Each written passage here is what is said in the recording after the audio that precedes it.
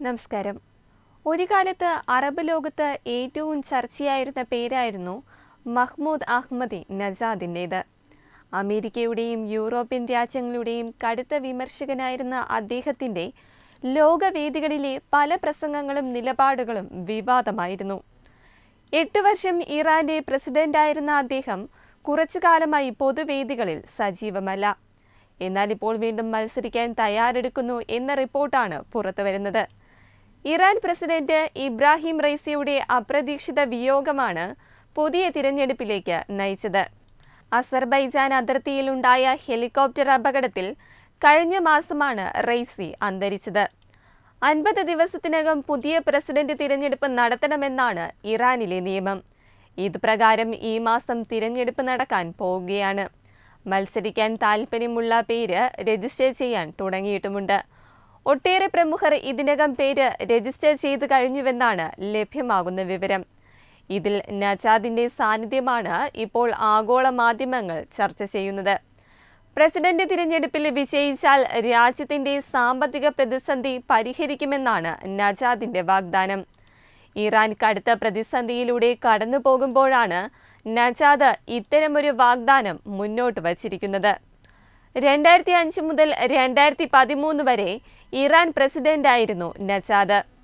പദവി ഒഴിഞ്ഞ് 4 വർഷം കഴിഞ്ഞാൽ വീണ്ടും മത്സരിക്കാൻ ഇറാനിൽ അനുമതിയുണ്ട്. ഇത് പ്രകാരം 2017 അദ്ദേഹം തിരഞ്ഞെടുപ്പിൽ പേര് രജിസ്റ്റർ ചെയ്തെങ്കിലും അനുമതി ലഭിച്ചിരുന്നില്ല.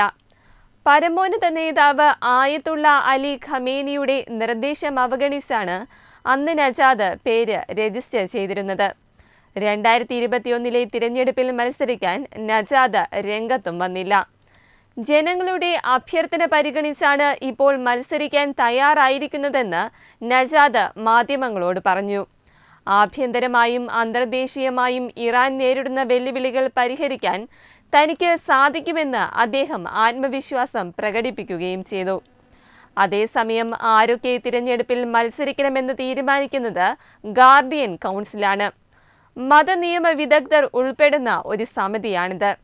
വിമത സ്വരമുള്ളവരെ മത്സരിപ്പിക്കാൻ ഗാർഡിയൻ കൗൺസിൽ തയ്യാറാകില്ല എന്ന വിമർശനവുമുണ്ട്.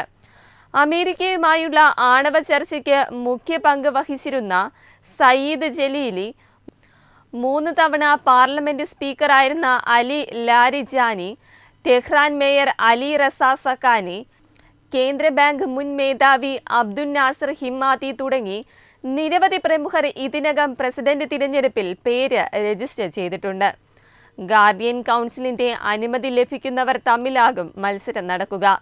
രാജ്യത്തിന്റെ സർക്കാരിന് ചുക്കാൻ പിടിക്കുകയും അന്താരാഷ്ട്ര വേദിയിൽ ഇറാനെ പ്രതിനിധീകരിക്കുമാണ് പ്രസിഡന്റിന്റെ ചുമതല. പ്രസിഡന്റിനും പാർലമെന്റിലും മുകളിലാണ് പരമോന്നത നേതാവായ ആയത്തുള്ള അലി ഖമേനിയുടെ സ്ഥാനം. ഇറാനിലെ അവസാനത്തെ വാക്കും ഇദ്ദേഹമാണ്. വെബ് ഡെസ്ക് തത്മൈ ന്യൂസ്.